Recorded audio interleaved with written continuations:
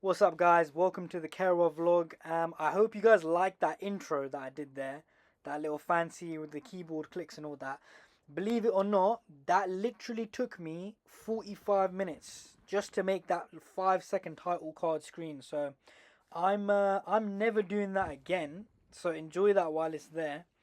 But yeah, anyways, welcome to the Kehwra vlog. I've noticed that we're getting a lot of views lately.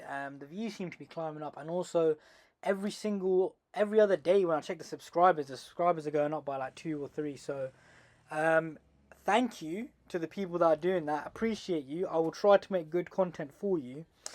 And also, guys, I noticed that I've been making videos and I've not been putting any music on the videos whatsoever. So, my bad. I've literally had you guys watching videos in complete silence. I will try to add music into this video. So, I'm just going to talk a bit about the history of Kehwra and the salt mine.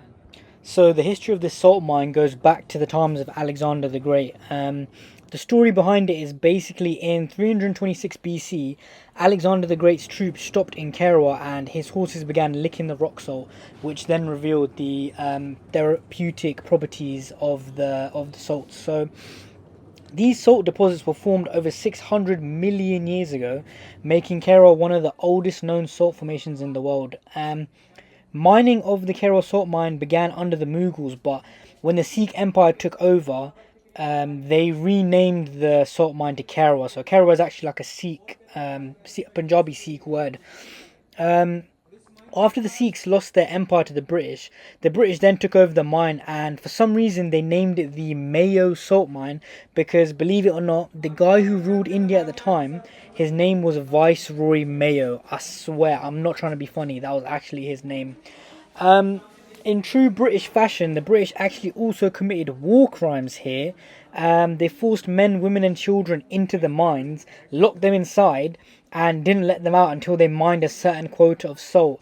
The locals understandably weren't quite happy about the working conditions, and so they protested their working conditions, and the British then decided to mass murder all the protesters.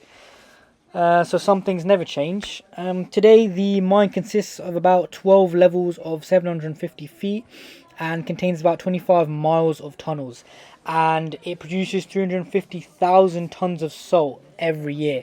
So far, Pakistan has extracted around 220 million tons of salt, which is barely a dent in the reserves, which is said to be over 6.5 billion tons. Fun fact for you guys, all Himalayan or pink salt actually comes from this mine right here. Even though it's technically not near the Himalayas, I think the people who decided to call it Himalayan salt, they clearly did that for branding reasons. Now you're probably thinking, Abdullah, why are you talking about salt so much? Like, who cares? Why is salt such a big deal? Well, salt is arguably one of the most consequential minerals in human history, and empires were literally formed because of salt.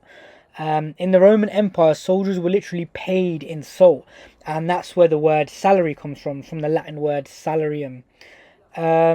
And in Tibet, salt was used as coins, and various other places. I think even Ethiopia today, some nomadic tribes still use salt as a currency.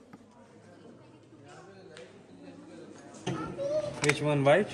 White is sodium chloride, and second pink is magnesium chloride, and then red is iron chloride. Nice.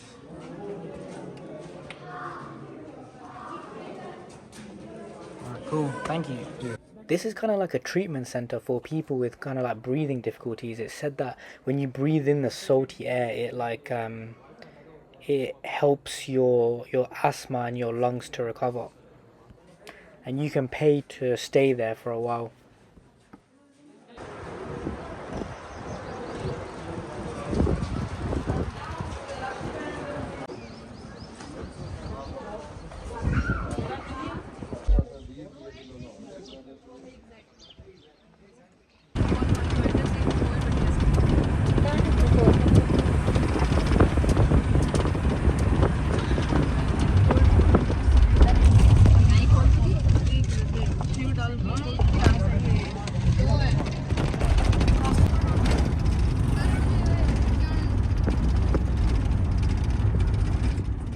One thing about Pakistan I've noticed is you get whole families of 5 sitting on scooters, and I just wonder, don't these people feel scared?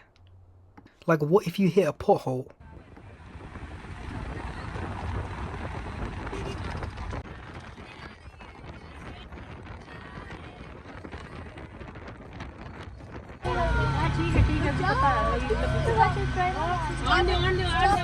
Okay guys, this is me running up the steps to Killa Rohtas. I sped it up for you because there was a lot of steps. So Killa Rohtas, or Fort Rohtas, is a massive 16th century garrison. It was built near Jhelum in Punjab. It was built by this legendary Afghan Pashtun king called Sher Shah Suri. The construction was started in 1541 after Sher Shah Suri defeated the Mughal Emperor Humayun, and it took 7 years to complete. It features a massive wall stretching over 4 kilometers in circumference, and it can hold a garrison of about 30,000 men. It's kind of a mix between Afghan, Persian, and Hindu architectural traditions. Sher Shah Suri died in 1545 before seeing it finished, and the fort was eventually given to Humayun in 1555. The Sikhs did control it at one point when the Sikhs had their empire, and obviously the British controlled it after that. And it's also been declared as a UNESCO World Heritage Site in 1997. And this place is actually a village today with about 4,000 people living there. Also guys, apologies for the quality of this video. I was recording this like in the night, so I've had to stick a bunch of filters on it just so you could see my drone shot. But yeah, that's it for today guys. I hope you weren't bored out of your mind to hear me talk about salt for 5 minutes. I hope it was interesting to you. And if you enjoyed it, make sure you like, comment and subscribe.